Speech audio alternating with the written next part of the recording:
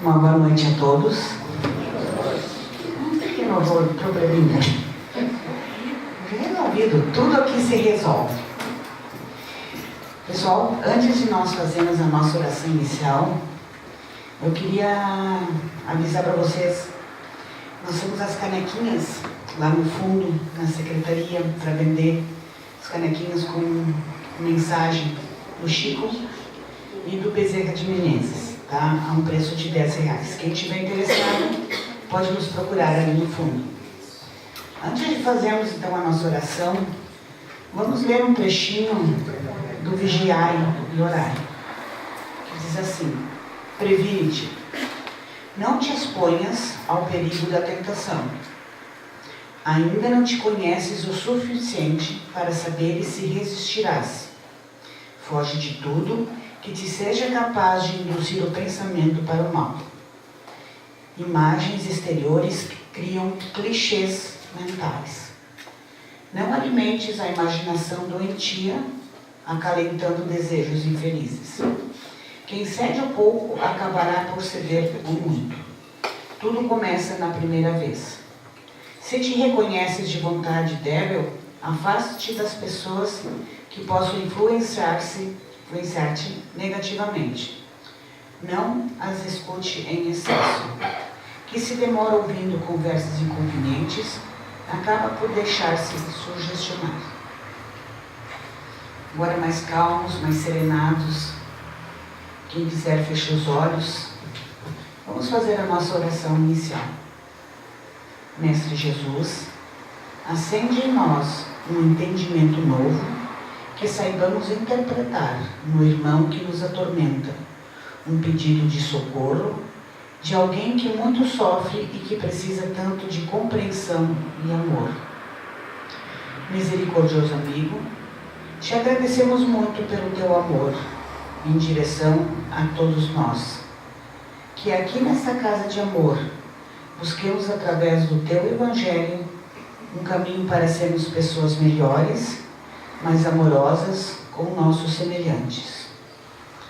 Dá-nos uma fé viva para compreender, finalmente, que somos irmãos uns dos outros. Jesus amigo, magnetiza as águas que aqui foram trazidas, colocando nelas preciosas energias que cada um de nós necessita. Que o nosso irmão Paulinho, o expositor dessa noite, receba a tua luz e que ele nos transmita as lições que precisamos aprender e que todos nós estejamos sintonizados para guardá-las melhor. Pai amoroso, fortalece-nos no bem e nos dê a tua paz. Que assim seja.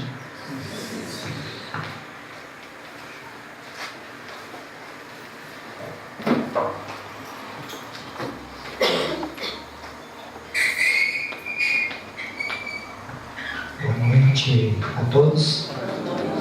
Que a paz de Jesus nos possa envolver. E nessa noite nós queremos trabalhar uma temática que é no capítulo 12 do Evangelho segundo o Espiritismo: amai os vossos inimigos. E dentro dessa temática, esse mês de setembro, nós trabalhamos o Setembro Amarelo, campanha nacional, até mundial, que é a questão da prevenção, a questão do suicídio. E dentro da questão amai os vossos inimigos, né? Nós também temos dentro desse capítulo o aprendizado daquilo que Jesus queria nos passar. Kardec nos esclarece também a questão de retribuir o mal com o bem. Então, todos nós sempre somos sujeitos e nos encontramos em experiências, e dentro delas nós aprendemos com elas. Em Mateus 5, 43 a 48, e em Lucas 6, 32 a 36, Jesus falando, uma passagem, ele nos diz: amai os vossos inimigos, fazei o bem aos que vos odeiam e orai pelos que vos perseguem e caluniam. seria um imenso contrassenso. Amar os inimigos.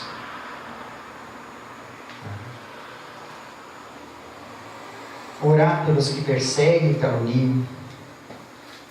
Mas, se só amardes os que vos amam, diz Jesus, que mérito se vos reconhecerá? E ele diz, assim faz todas as pessoas. As de má vida também fazem assim. Elas amam quem ama elas. Mas para aqueles que Jesus estava trabalhando a mensagem, ele disse para amarmos, porque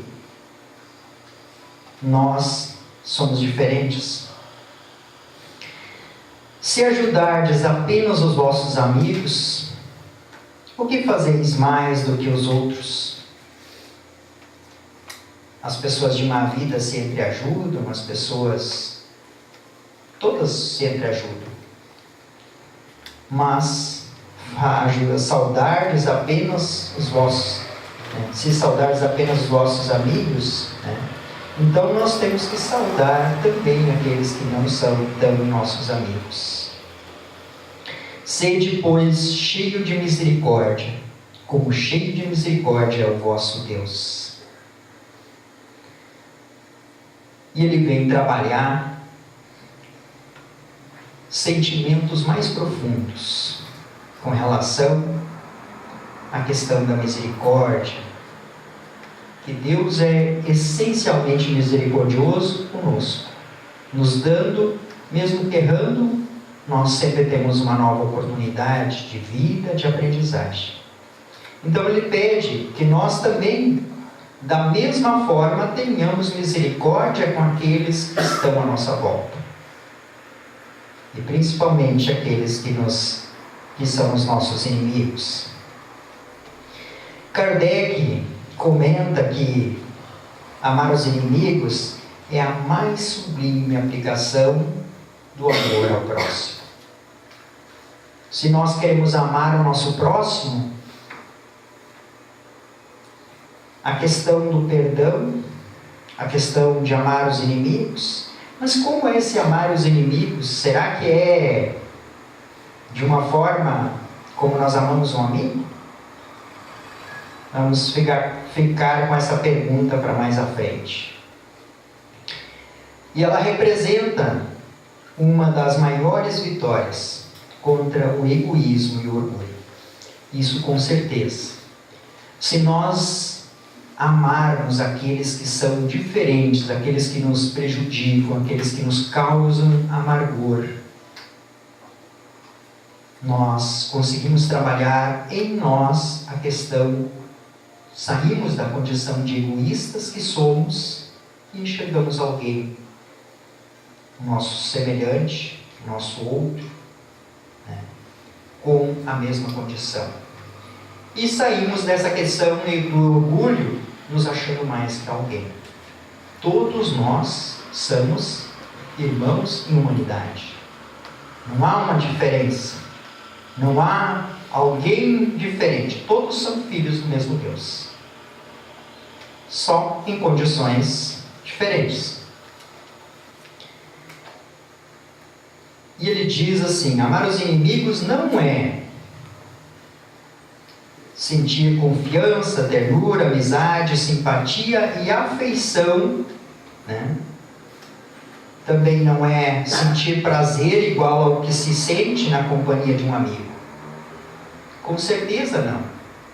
Se uma amizade pressupõe confiança, esse amar os inimigos não é dessa mesma forma. Forçar para que não haja diferença entre eles e os amigos. Isso é difícil e não é desta forma. Porque a mesma confiança não se deposita de uma pessoa que a gente tem como amigo, alguém que a gente planta como amigo, daquele que ainda não é desta mesma forma. Então, amar os inimigos é, com certeza, não guardar ódio, nem rancor e nenhum desejo de nos vingarmos. Essa é a essência da caridade. Essa é a essência do que o Cristo nos pede. Aquele que é o nosso inimigo, é alguém. Se eu passo por alguém na rua que nem conheço, eu vou considerá-lo como meu inimigo? Não. Então, quem é o meu inimigo? Quem é aquele que se torna meu inimigo? Que me persegue, que me calunia, que me faz as coisas? Quem será esse irmão? Quem será esse ser que faz isso comigo? É alguém possivelmente que me conhece. É um sentimento nele de me conhecer profundamente. Não sabe perfeitamente de onde vem esse sentimento, mas me conhece. E eu, de repente, eu tenho magoado de uma forma profunda e o sentimento ficou.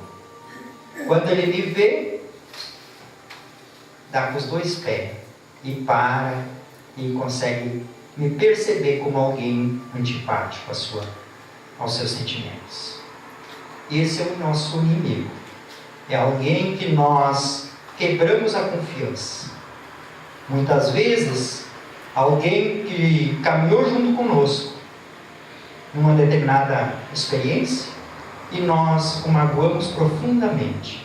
Causamos um dano profundo em seu ser, perdendo a confiança, lependiando a questão da família muitas vezes, prejudicando ele nas questões econômicas. E aí fica esse sentimento. E a vida continua. E numa nova existência nós temos a oportunidade de estar em contato com essa pessoa. Fisicamente. E aí há toda essa antipatia. Esse rancor interno, esse sentimento que ele ainda não venceu. De repente nós já conseguimos perdoar, porque não fomos nós que agredimos, ou fomos nós que agredimos, mas não somos nós que sentimos tão profundamente aquele sentimento. E aí esse sentimento de termos ele como inimigo é mais fácil. Então, o não guardar ódio entra na questão do perdão, nem rancor e nem desejo de vingança. Porque alguém que me conhece profundamente e eu da mesma condição lhe causei qualquer dissabor, então, dentro das leis e dentro da minha condição de cristão, de seguidor dos ensinamentos que o Cristo veio trazer, eu vou me modificar e não vou, se ele veio com ódio, eu vou revidar sentimentos benévolos para com ele. Não da mesma forma, porque é necessário isso. Perdoar e não opor-se à reconciliação.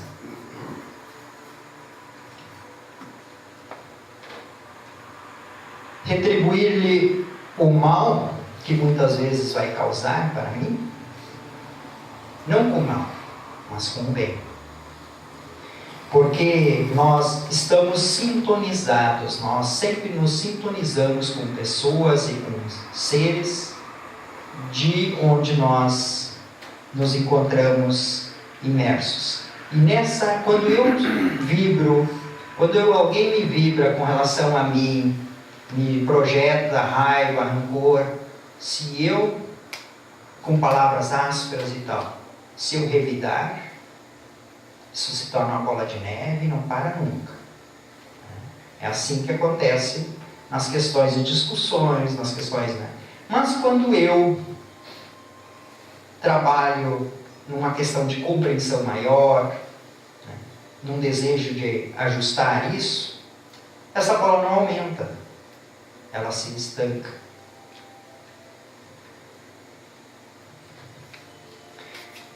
Aquele que não acredita, os incrédulos, eles olham com esse ar de desconfiado, mas como amar os inimigos? Né? E aí eles pensam assim, Mas é um contrassenso, é uma coisa... Onde está a lógica nisso? Amar aquele que nos prejudica.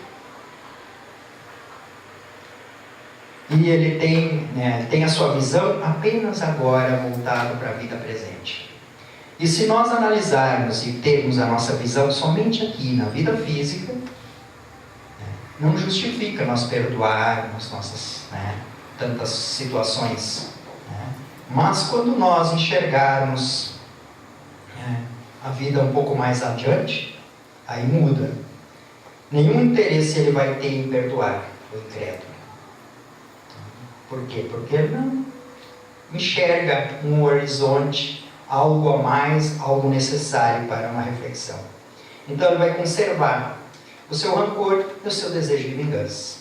Porque ele acha que é o momento de agora, é o instante de agora, e eu não vou perder para alguém que está à minha frente, que está numa mesma condição, que está... Por quê? Porque ele não percebe essa questão desse sentimento maior e mais nobre de que nós somos irmãos em unidade e que cada um de nós planta, semeia aquilo que tem dentro de si e vai colher aquilo que plantou. Mas o espírita, diz-nos Kardec, na sua reflexão, que os espíritos vêm nos trazer também, que amar os inimigos para o espírita, para aquele que detém o conhecimento que os espíritos nos trouxeram, com relação a tudo aquilo que nós somos, a tudo aquilo que nós já vivenciamos de experiência, de tudo aquilo enxergando, tendo a nossa visão no passado, no presente e no futuro, quando nós nos demos conta de que nós somos o resultado do que fomos ontem e amanhã seremos o resultado do que nós estamos fazendo hoje. Então é plantar e colher. Plantar e colher. Sucessivamente. Mesmo nós não querendo, nós estamos fazendo isso. A cada instante. E é um processo natural. Então quando se tem uma compreensão de que nós, como seres espirituais, estamos nessa busca, estamos querendo, todos nós querendo caminhar para um objetivo mais nobre, mais elevado, essa importância de que nesse nosso irmão, naquele que pensa diferente de nós, que ainda não nos tem como amigo, é alguém que já esteve conosco e está fazendo o seu aprendizado também. Sabe que as maldades fazem parte das provas e que lhe cumpre suportar.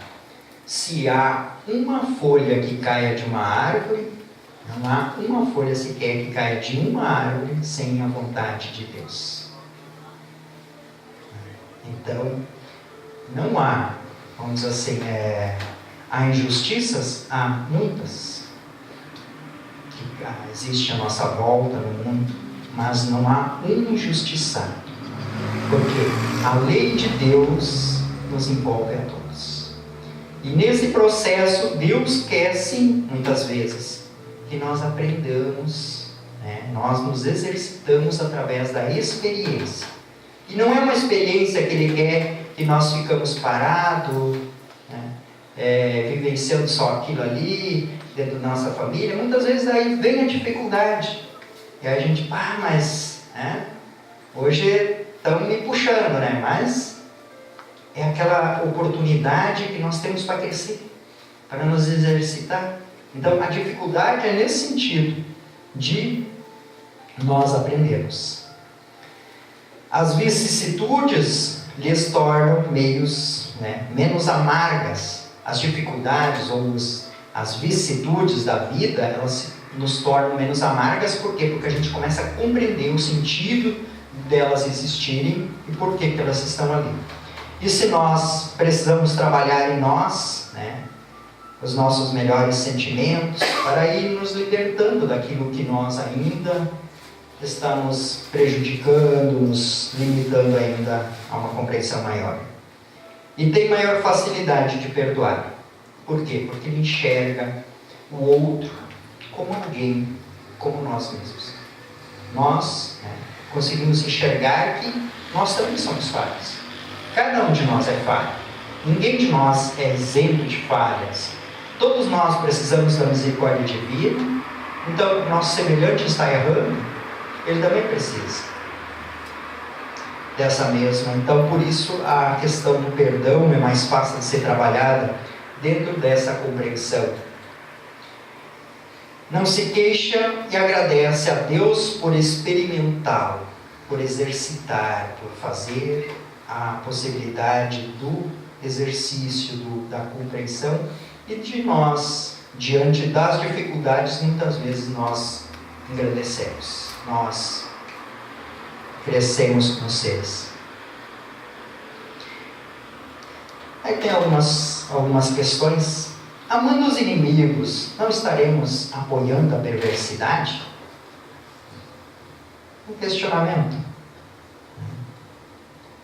E a resposta é não. Por quê? Esse amor não tem por fim aprovar as más atitudes dele. E sim, visa sensibilizá-los para uma reforma interior. Então nós, perdoando alguém que está causando, nós não estamos analisando a sua conduta ou avalizando a sua conduta, mas simplesmente perdoando ele numa condição nossa, e que ele, com isso, ele consiga se dar conta e fazer o seu processo de aperfeiçoamento também.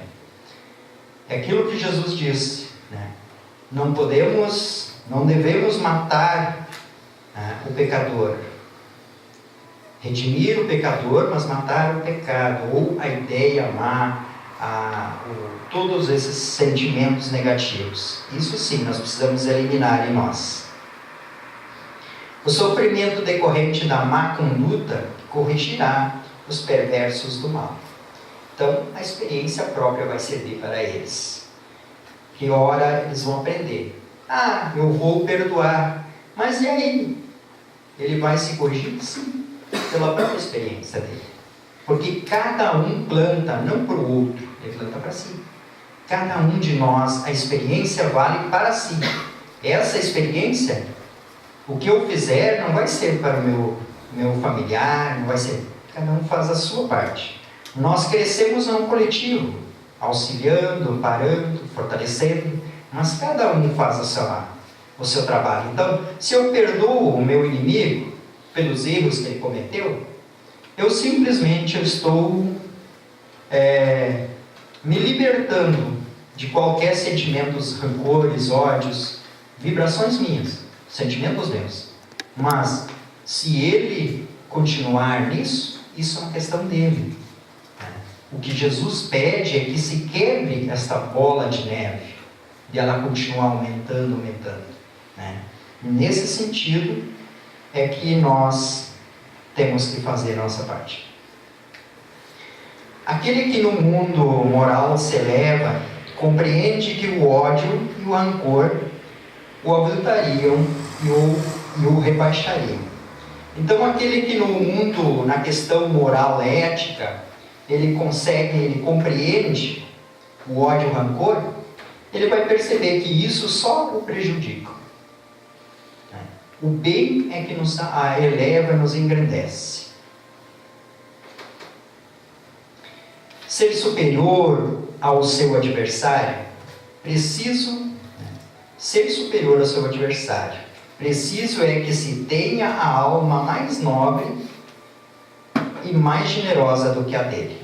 Então, ser superior é isso, é nobreza, é qualidade, não é querer ser mais, a questão de exaltar o orgulho, e sim a nobreza, a questão da generosidade, de amar, de desejar, de querer fazer o bem. Isso nos torna superior em questão de moralidade, nos engrandece e faz com que haja na nossa volta um clima de harmonia, de serenidade, de paz, que vem contribuir para a nossa saúde. O ódio, isso é um pensamento de um autor, ele diz assim: o ódio, todos os nossos conflitos devem ser analisados do ponto de vista do sujeito e não do objeto. Isto é, eles não decorrem face ao que está fora de mim, ao objeto, mas sim ao fruto, mas são frutos de mim mesmo. Então assim, eu posso usar muito bem um carro para me conduzir, para conduzir minha família, para ter várias coisas. Mas eu posso pegar um veículo também, um carro, e posso sair atropelando pessoas. Então, o objeto, né, não é a questão do objeto, mas sim a pessoa em si, que é importante. E dentro desse processo, todos nós crescemos quando valorizamos e percebemos que o sujeito na questão é que precisa ser trabalhado. Aqui a gente tem a questão de uma aura de uma pessoa que se encontra com ódio e desequilíbrio. É uma psicosfera na volta da pessoa. Se chama, a aura, ela é fotografada pela photokiller, né? Ela pode ser fotografada pela photokiller, mas muitas vezes as pessoas, médiums, veem, né, auras de pessoas, né? E na verdade, todos os sentimentos, as vibrações que nós sentimos, que estão dentro de nós. Elas são vibrações, é o campo energético na nossa volta. E assim ela ficaria mais ou menos uma pessoa que tem ódio, desequilíbrio. E assim ela fica quando uma pessoa está em equilíbrio, está em harmonização, está num processo de tranquilidade, vivendo a vida, tendo dificuldades, sim, mas com equilíbrio, com harmonização. Então, a questão energética no nosso ser, a questão de saúde no nosso ser, ela está essencialmente influenciada nesse aspecto. Muitas vezes a gente busca saúde, né, e não está em equilíbrio, não está em harmonização. Eu queria só, para nós encerrarmos, né, uma pequena história, que é de dois tenores que muitas vezes vocês já devem conhecer de repente a história, do José Carreiras e do... Só. Isso. Isso, Domingues, né? Então assim, Carreiras, né? Mesmo que quem nunca visitou a Espanha, né? Ou conhece já, ouviu falar das duas histórias que são denominadas a questão dos catalães e dos madrilenos, né? Que são uma história, uma rixa antiga lá, que ficou uns sentimentos lá. E dentro deles, Madrid, né, que é Madrid, ali a região mais da capital, envolve quase toda a região. A gente tem, né, um deles que é o Domingues, né, e o Carreiras, né, ele é da parte mais do catalão, né, que é a parte das ilhas e a parte bem, a gente vê bem centrada onde está circulada ali. E ali é a parte das ilhas e a parte mais de catalã, aquelas regiões ali que no futebol a gente pode ver assim entre Real Madrid, né, e o Barcelona, que é a região de Barcelona, catalã. Então há uma rivalidade profunda entre eles. E esses dois cantores, conta a história, o Plácido Domingues, desculpa, é madrileno, né, e o José Carreiras é catalão. E devido a questões políticas, em 84, né, Carreiras e Domingos tornaram-se inimigos, pelas questões políticas. Né? Então, nessas disputas, sempre muito solicitados em todo o mundo, né, ambos faziam questão de exigir nos seus contratos que só atuariam em determinado espetáculo se o adversário não fosse convidado. Então, havia uma rivalidade e os dois se encontravam nessas disputas. Né? E aí um subia para o palco e o outro não ia. Né? E a gente conhece também a história dos três, né? Depois também Mas aí a história conta, né, que em 987, né, apareceu a Carreiras, um inimigo muito mais implacável que o seu rival, o Plácido Domingues. Né? Foi surpreendido por um diagnóstico terrível, né, leucemia. E a sua luta contra o câncer foi muito difícil, tendo se submetido a diversos tratamentos e um transplante de medula óssea, além de uma mudança de sangue que o obrigava a viajar mensalmente até os Estados Unidos. O tratamento ele fazia da Espanha, ele ia todos os meses para os Estados Unidos fazer esse processo. E nessa circunstância não podia trabalhar e, apesar de ser dono de uma fortuna razoável, os elevadíssimos custos das viagens e do tratamento lhe pediam as suas finanças, e quando não tinha mais condições financeiras, teve conhecimento da existência de uma fundação em Madrid, cuja finalidade era apoiar o tratamento de doentes com leucemia. Graças ao apoio da Fundação Formosa, Carreiras venceu a doença e voltou a cantar. Voltou a receber altos cachês que merecia e resolveu associar-se à fundação.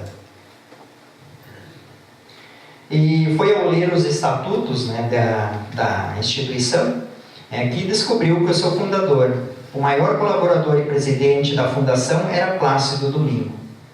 Depressa soube que Domingo tinha criado a fundação para ajudá-lo e que se tinha mantido no anonimato para que ele não se sentisse humilhado ao aceitar o auxílio de seu inimigo, né? Entre aspas. Mas o mais comovente foi o encontro de ambos, surpreendendo Plácido Domingos num dos seus concertos em Madrid. Carreiras interrompeu a sua atuação né? Subindo ao palco e humildemente ajoelhou-se aos seus pés, pedindo-lhe desculpas e agradecendo-lhe publicamente. Plácido ajudou-o a levantar-se e com um forte abraço selaram um único e grande, uma bela amizade. Mais tarde, uma jornalista perguntou a Plácido Domingos por que criara a Fundação Formosa, num gesto de, além de ajudar um inimigo, ajudava também o único artista que poderia fazer-lhe a concorrência. Como, né? Mas, aí ele diz a sua resposta. Foi curta e definitiva, porque uma voz tão bonita quanto aquela jamais poderia se calar. E é isso. Mesmo aquele maior inimigo nosso, né, ele tem as suas qualidades. A gente muitas vezes olha por um prisma as pessoas, pelo prisma mais negativo, por aquilo que a gente só enxerga dela. Mas com certeza é um ser. E esse ser tem as suas qualidades e as suas necessidades. Né? Então é alguém também que está buscando o sol, que está buscando o seu crescimento, a sua evolução. Um filho de Deus. Pode estar um pouco deslocado das ideias? Pode. Mas é um irmão em crescimento. Então, todos nós, a gente pode fazer esse trabalho de amar, de perdoar, de ter esse exercício, porque isso é um exercício, isso é uma prática diária, uma prática daquele que não nos tem tanto afeto, aquele que nos dá uma certa diferença, de trabalharmos esses sentimentos. Pois sem eles, nós não vamos chegar a uma plena felicidade. Porque muitas vezes, quando superamos essas dificuldades, nós ganhamos grandes amigos. E como no caso deles, era uma questão, uma inimizade com relação a território, a um ponto de vista. Hoje eles fazem, juntamente com o Pavarotti, eles fazem os três tenores, fazem aquele trabalho maravilhoso, e aí a gente vê assim que eles só somam, e assim como a gente pode estar muitas vezes ganhando um irmão, ganhando um amigo, e somando com ele, porque é um ponto de vista muitas vezes, um inimigo, é um ponto de vista, é alguém que enxerga as coisas de uma forma diferente da nossa, e assim a gente cresce. Que Jesus nos possa amparar nessa nossa caminhada. Muito obrigado.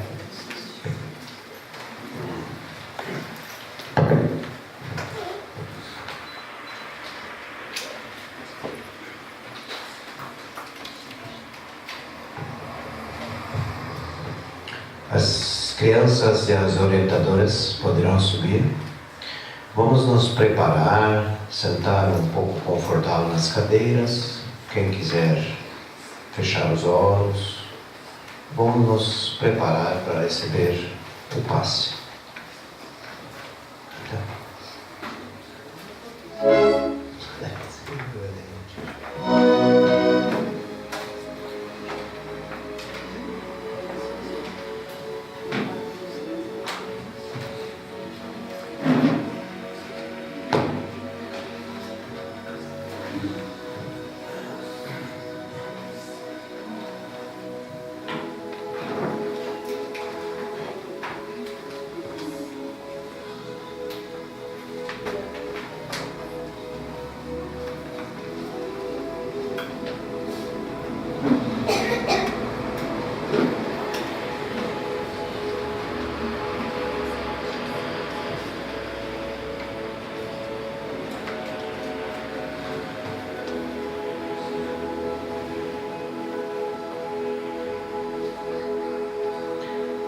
Acalme meus passos, Senhor.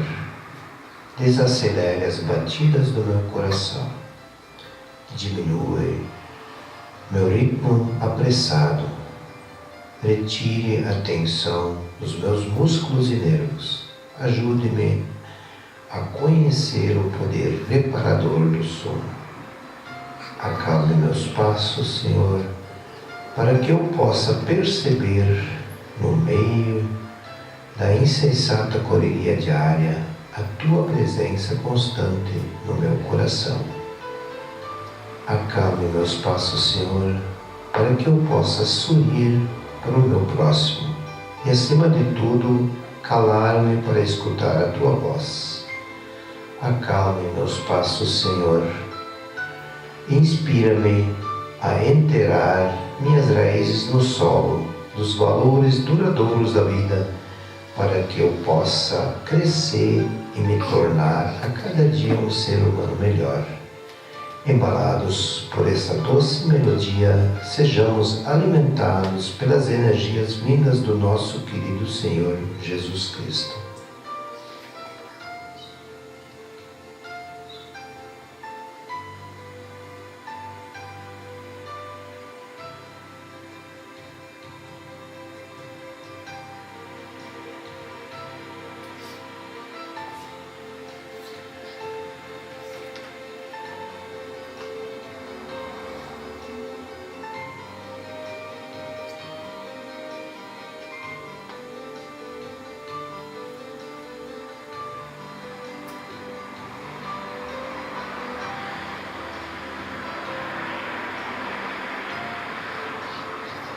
Obrigado, Senhor, pelo dia de hoje, pela família que me destes, pelo meu trabalho e, sobretudo, pela Tua presença em minha vida. Que assim seja.